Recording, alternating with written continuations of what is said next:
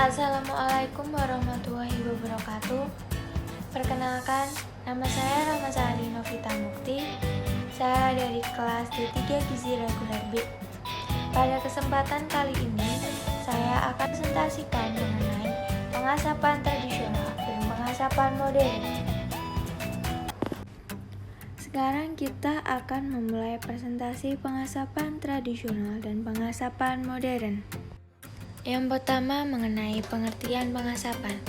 Pengasapan merupakan cara pengolahan atau pengawetan dengan memanfaatkan kombinasi perlakuan pengeringan dan pemberian senyawa kimia alami dari hasil pembakaran bahan bakar alami.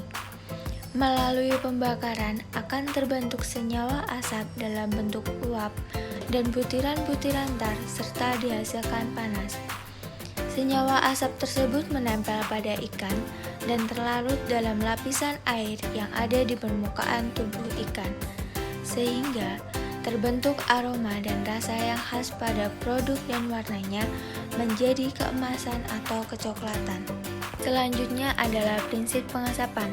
Pengasapan merupakan cara pengolahan atau pengawetan dengan memanfaatkan kombinasi perlakuan pengeringan dan pemberian senyawa kimia alami dari hasil pembakaran bahan bakar alami.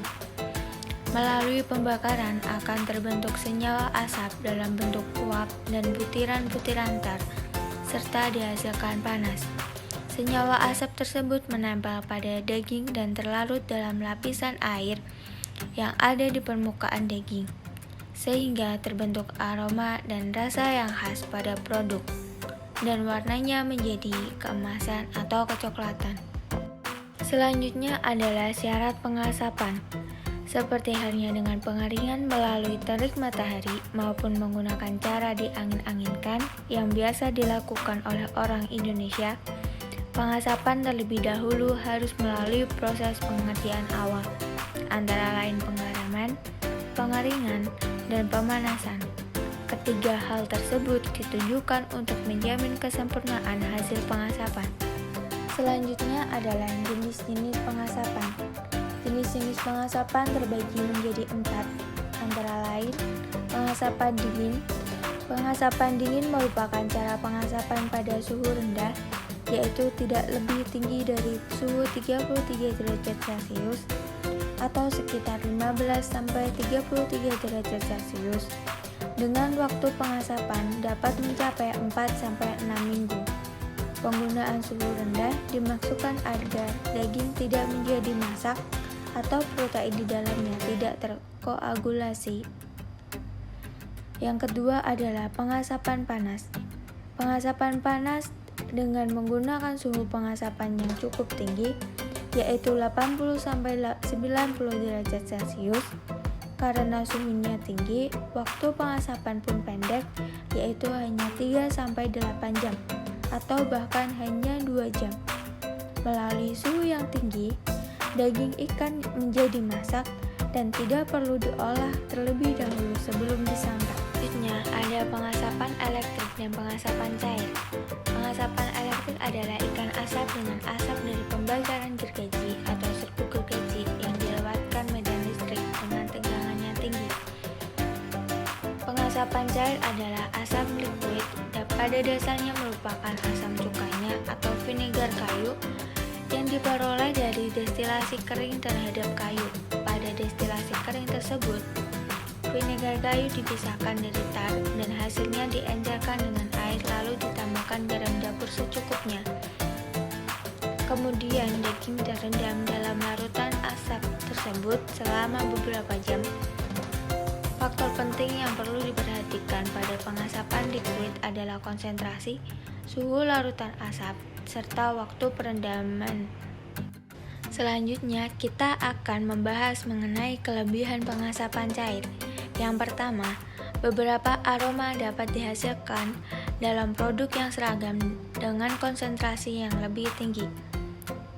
Yang kedua, lebih intensif dalam pemberian aroma. Yang ketiga, kontrol hilangnya aroma lebih mudah. Yang keempat, dapat diaplikasikan pada berbagai jenis bahan pangan.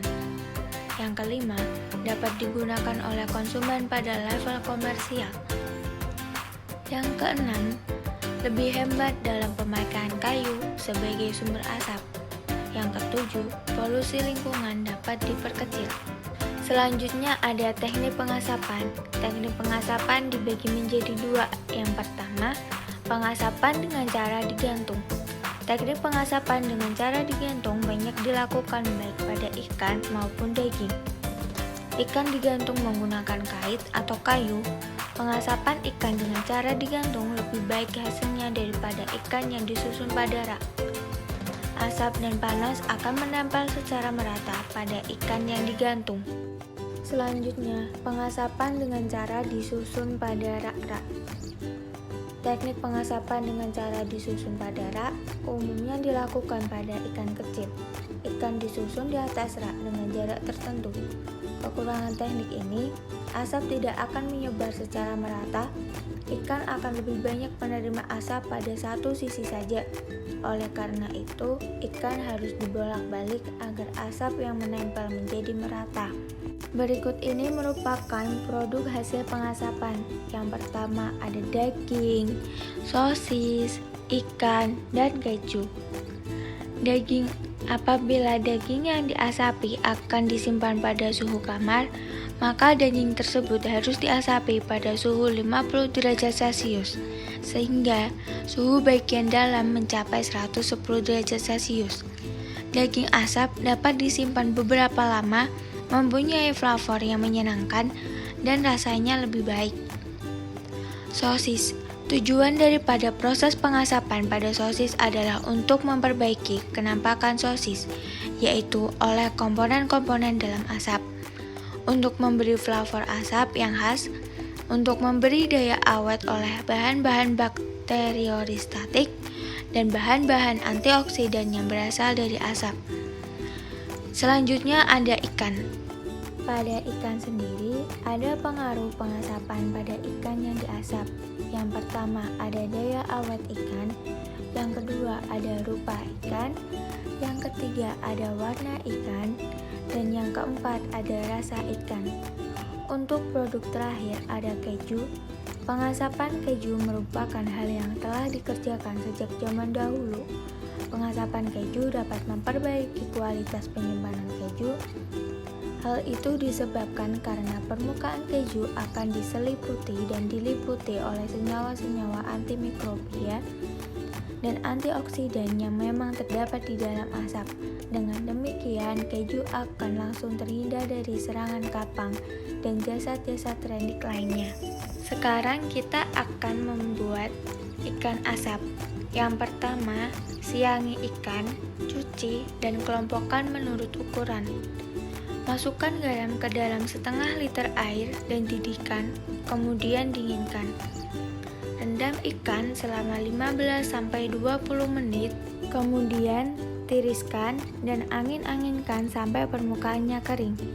Ikat satu persatu, kemudian gantungkan dalam ruang pengasapan dengan jarak masing-masing 1 cm, atau gantung dengan ekor ke bawah dan kepala menghadap ke atas dengan menggunakan kaitan kawat atau susun di atas anyaman bambu, kemudian disusun dalam lemari pengasapan secara berlapis-lapis. Antara masing-masing lapisan diberi jarak kira-kira sama dengan rata-rata panjang ikan. Agar pengasapan merata, ikan harus dibolak-balik. Kemudian, siapkan bahan bakar berupa arang dan potongan-potongan kayu di bawah ruang pengasapan, kemudian bakar. Bubuhkan ampas tebu atau serbuk gergaji sedikit demi sedikit sampai timbul asap. Panas diatur pada suhu 70 derajat Celcius sampai 80 derajat Celcius selama 2-3 jam. Harus dijaga agar panas merata dan ikan tidak sampai hangus. Panas diatur pada suhu 30 derajat sampai 40 derajat Celcius selama 4 jam terus-menerus. Hasil pengasapan ditandai dengan bau harum yang khas dari ikan asap. Setelah itu, keluarkan ikan asap dari lemari pengasapan, lalu bungkus dan kemas dalam kantong plastik. Baik, terima kasih telah menonton video saya. Semoga bermanfaat. Wassalamualaikum warahmatullahi wabarakatuh.